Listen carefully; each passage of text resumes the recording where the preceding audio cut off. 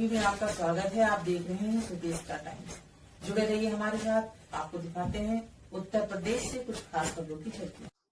नमस्कार। इस वक्त हमारे साथ धर्म प्रचारक, अगर बात करी जाए सनातन धर्म, तो इस वक्त सनातन धर्म काफी बढ़ता दिखाई दे रहा और सनातन धर्म प्रचारक ओपी सिंह जी मौजूद हैं। आज हम उनसे बात करेंगे कि जिस तरीके से सनातन अभी बढ़ता दिखाई दे रहा राम मंदिर निर्माण के बाद।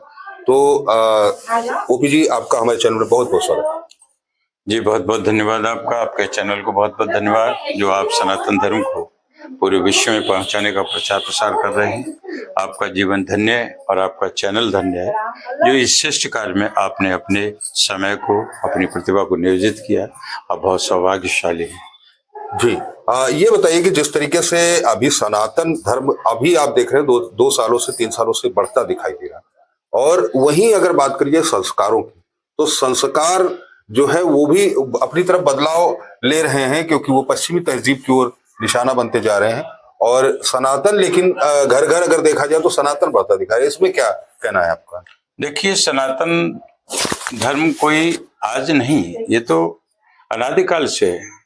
जब प्रकृति में किसी धर्म का विदय हुआ तो सनातन धर्म का ये विदय हुआ। जी, ये धर्म की स्थापना शुरू से हुई है और सनातन के बीज में, जो मूल बीज में जो है, वो सब कुछ सनातन ही है। जी। और सनातन की बात जहां तक आपने पूछी है कि अभी कुछ 2-3 साल से, 2-3 साल की बात नहीं है जी। ये एक क्रम है, सृष्टि का क्रम है। इस पृथ्वी पर जब जब अधर्म की आवृत्ति होती है तब तब अवतारी चेतनाएं आती हैं और राक्षसी प्रवृत्तियों का समूल नाश करती हैं। राक्षस और देवता दोनों साथ साथ हैं, जैसे दिन और रात साथ साथ चलते हैं, ठीक स्थिति उनकी भी होती है।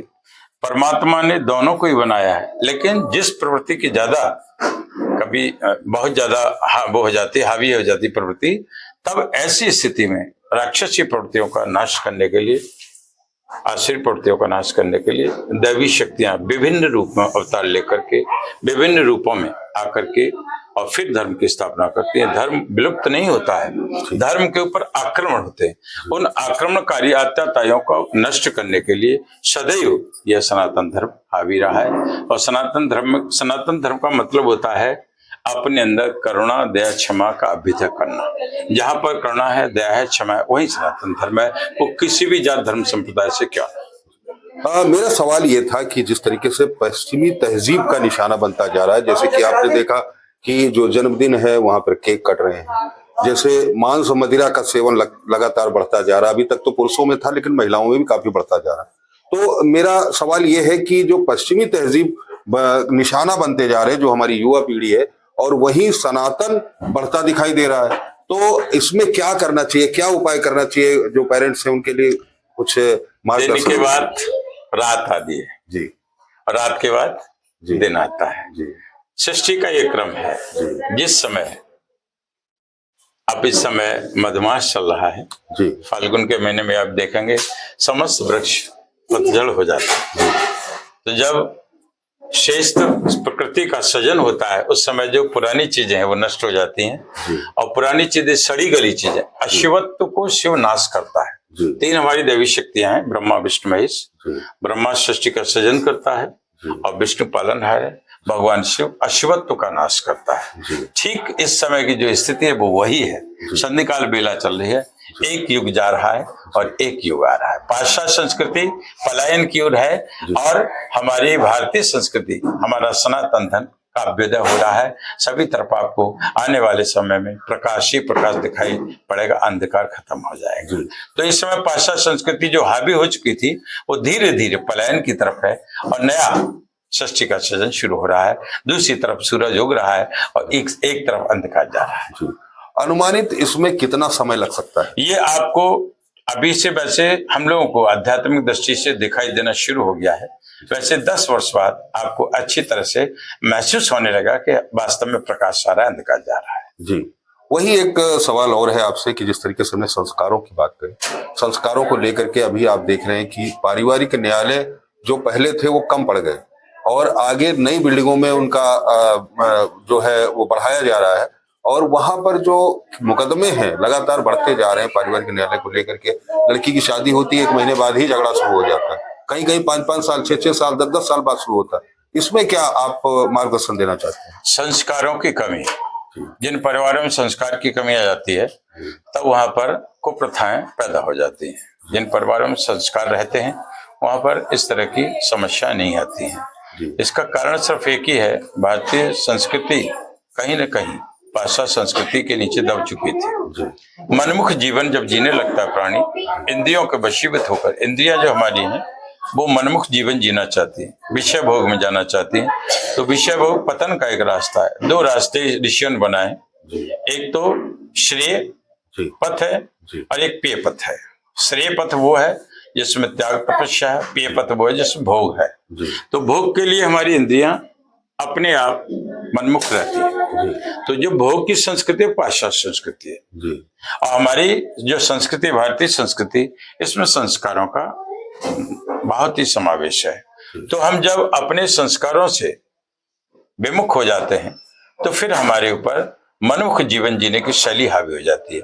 आज की जो स्थिति बनी है वो यही बनी है। इस कारण से हम अपने संस्कारों को भूलकर पाश्चात्य संस्कृति का अनुकरण कर रहे हैं। वहां पर केवल एक ही चीज है, खाओ पियो मौज उड़ाओ, बाकी उनके जीवन कुछ भी नहीं। लेकिन हमारे सनातन धर्म में ये कहा जाता है कि यहाँ पर नदियों की भी पूजा होती है, यहाँ पर वृक्षों की भी पूजा होती है, प्रत्येक जीव की पूजा होती है, यहाँ पर सर्प जैसे जीव की पूजा होती है जो विश्व से भरा हुआ है। तो हमारी भारतीय संस्कृति, हमारा सनातन धर्म करुणा दया की प्रतिमूर्ति है। इस सनातन धर्म की जो पद्धति है उसको छोड़ करके जिन लोगों ने पाश्चात्य संस्कृति का अनुकरण किया है उनका जीवन नारकीय जीवन बन जाता है।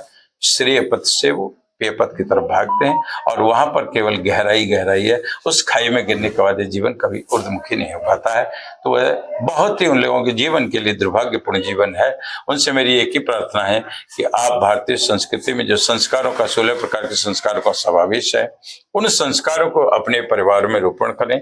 ये ऋषियों की बनाई हुई एक ऐसी विधा है जो जीवात्मा को ऊर्ध्वगामी बनाती है। ये संस्कार की विधा है।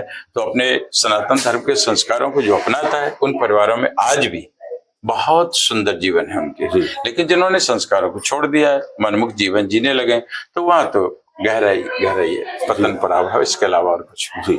मेरी एक ही आपके चैनल के माध्यम से प्रार्थना है कि अपने बच्चों में संस्कारों का रोपण करें। संस्कार कब से शुरू होने चाहिए मालूम? संस्कार का क्रम बीच में नहीं शुरू होता है। जीवात्मा जब गर्भावस्था में आती है 3 माह के अंदर पुष्पन संस्कार होता है। आप अपने बच्चे को जैसा बनाना चाहें वैसा बन सकता है, लेकिन जीवन शैली को बनाएंगे तो आप बच्चे को विवेकानंद बना सकते हैं। आप अपने बच्चे को कुछ भी बना सकते हैं, जो अपने दिल में धारण कर ले वही बना सकते हैं, लेकिन उसकी नींव शुरू से ही पड़नी चाहिए। माता पिता को भी त्याग तपस्या करनी पड़ती है, तब जाके बच्चे श्रेष्ठ और संस्कारी बन पाते हैं। जी, बहुत बहुत धन्यवाद। एक आखिरी सवाल और आपसे है कि जिस तरीके से आपने 16 संस्कारों की बात करी जी, तो एक 16 संस्कार, जो 16वां संस्कार वो अंतिम संस्कार हो गया। अंतिम संस्कार के बाद भी और बहुत सारी जो सनातन को लेकर के या जिस तरीके से भी चल रही कि जिस तरीके से उसके बाद भी तमाम दावतें की जाती हैं, जो की जाती है, उसमें क्या है? हमारी भारतीय संस्कृति में जो 16 संस्कार है, उसमें अंतिम जो संस्कार है वो श्राद्ध संस्कार होता है जी। ठीक है, श्राद्ध संस्कार के माध्यम से जीवात्मा के लिए जो उसने अपने विरासत में बहुत सारा धन अपने कमाई से रखा है, उस धन का कुछ अंश दान पुण्य करके उस जीवात्मा के लिए हम प्रार्थना करते हैं वह जहाँ के जैसे पुण्य का फल उसे प्राप्त हो, और उसका जो जीवन में अपने वो अच्छे कर्म श्रेष्ठ कर्म नहीं कर पाया किन्हीं कारणों से, वो उन कारणों के लिए अब मैं परमात्मा से प्रार्थना करते हैं कि उस पुण्य का फल उसको प्राप्त हो और उसे श्रेष्ठ स्थान प्राप्त हो सके, उसकी सदगति के लिए, शांति के लिए। इसके बाद भी हमारे सनातन धर्म में देखिए कितनी अच्छी विधा है, इसके बावजूद वह जीवात्मा कभी नष्ट नहीं होती है।